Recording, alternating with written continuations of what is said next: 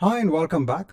Now in this chapter, let's have a quick introduction on Azure Data Lake Storage. So Azure Data Lake Storage is used as a repository for your large quantities of raw data. So when it comes to ingesting data from different data sources, so remember we had covered this earlier on, you can actually go ahead and send all of the data onto the service known as Azure Data Lake Storage.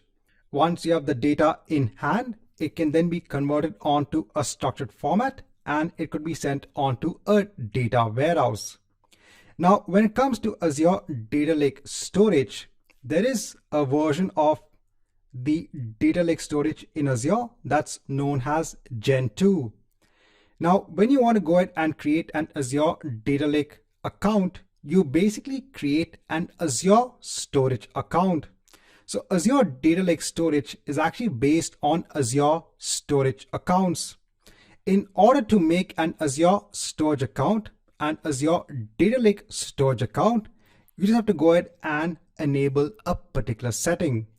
Once you go ahead and do that, your storage account will behave as an Azure Data Lake storage account.